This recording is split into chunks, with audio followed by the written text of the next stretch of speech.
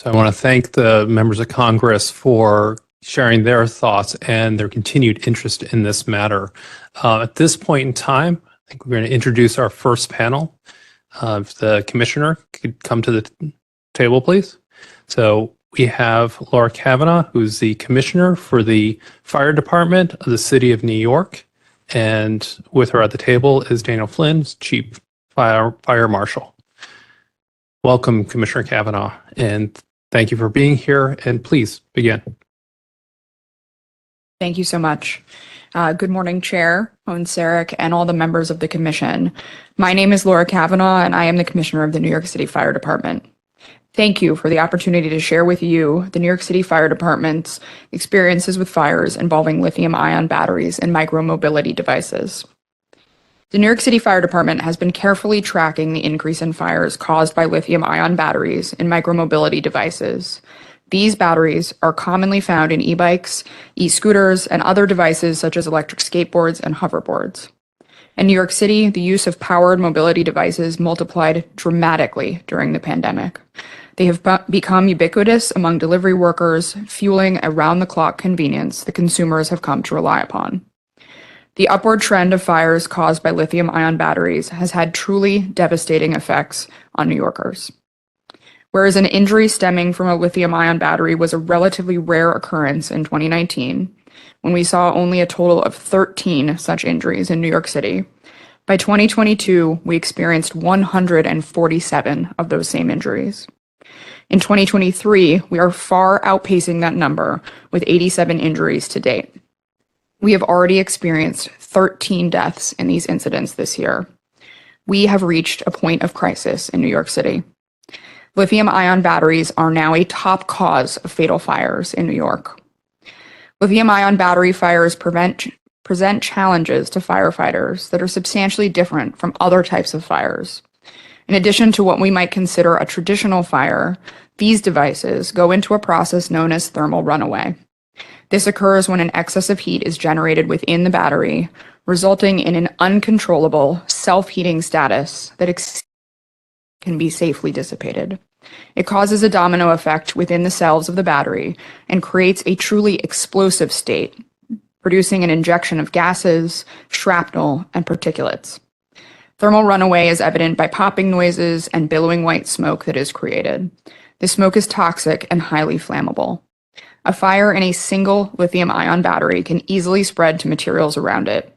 If it is located near other lithium-ion batteries, the process may be repeated, increasing the intensity of that fire.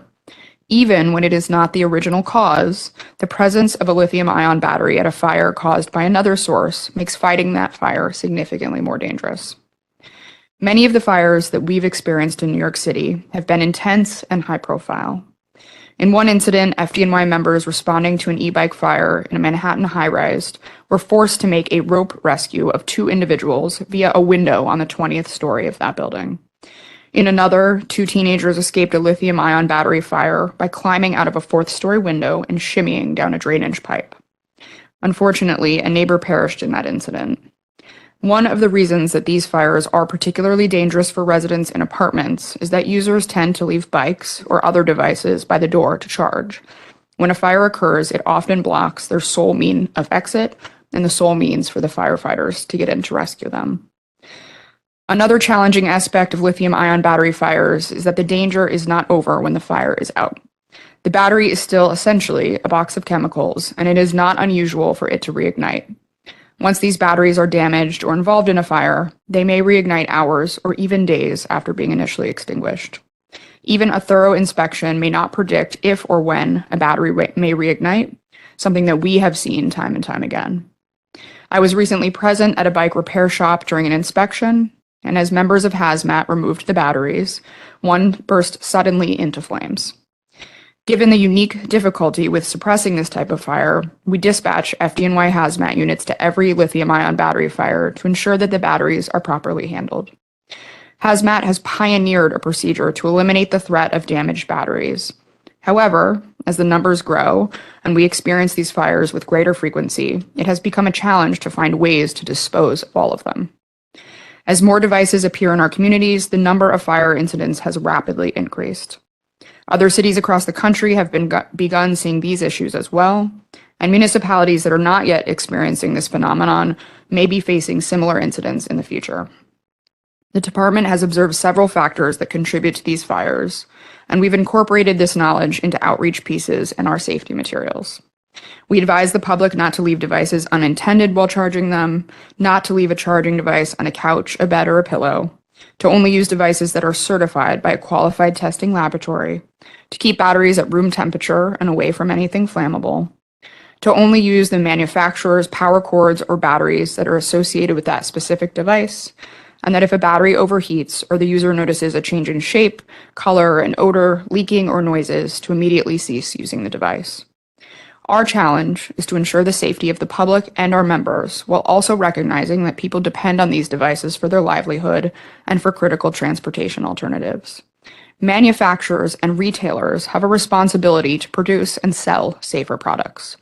Delivery app companies that encourage workers to use the devices longer and faster than they were ever intended bear responsibility as well. In New York, Mayor Adams and the City Council have implemented a series of new laws restricting the use and the sale of unregulated devices. As a city and as a department, we are attacking this problem at every level, from the mayor's Charge Safe, Ride Safe action plan to working with state and local representatives, members of Congress, as you saw, industry representatives, testing entities, and an ongoing dialogue and engagement with our partners here at the Consumer Product Safety Commission. We have developed and released new public service announcements and safety materials. We continue amplifying our outreach to the community. These efforts, we know, will be effective over time, but we also know that there are unsafe devices in the hands of our citizens right now, so we are doing everything we can to mitigate those potential dangers. It is absolutely paramount that devices themselves become safer, and that process will depend on many of the people who are here today, including members of the Commission, elected officials, researchers, scientists, and engineers, as well as manufacturers and industry representatives. It is my hope that through collaboration with fire departments and events like today's hearing, the Commission will continue developing expertise and will act to regulate these products and incentivize safer designs. I urge the Commission to adopt a national standard and enforce against manufacturers that fall short of that standard. We've seen that this technology moves very quickly, so regulations need to be forward-looking in order to keep pace. I encourage you to explore standardizing battery safety features, such as tamper-proof casings and mechanisms that automatically shut off when a device is fully charged or becomes overheated. You have tools available that can make a significant warnings to manufacturers, issuing recall mandates, and seizing products at the border. We're trying. Here's the fire department. Anyway, the FDNY and testing and evaluation of existing battery. Department of Homeland Security's Science and Technology Directorate, and specifically to their laboratory located in New York City, the National Urban Security Technology Laboratory, or NewSteel. NewSteel recently established a program to support the fire service and other emergency responders in better understanding the public safety impacts of lithium-ion batteries and other new energy advancements. New York Representatives Nydia Velázquez and Richard Torres have introduced legislation to address different aspects of this issue. We have advocated for a holistic approach to this problem at all levels of government, from regulations, standards, policy changes, enforcement actions, education and outreach, and further research and testing. We are also very pleased that we have found a willing and enthusiastic partner in the Consumer Product Safety Commission. I have exchanged ideas and suggestions with Chair Honsarek and members of the Commission, and FDNY fire marshals have worked closely with the CPSC staff. We have had a great working relationship, and we will continue sharing data and evidence from the fires that we are seeing in the field to help CPSC experts learn about these incidents and how these products function.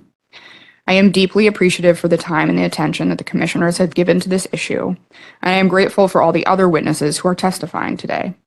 Micromobility lithium-ion battery fires have taken a deadly toll on New York City, and they endanger the lives of the first responders who answer the call when they occur. These incidents present a growing danger to member of communities across the country. Working together, I am confident that we can solve this problem, improve the technology and the way people use it, and ultimately save lives. Thank you.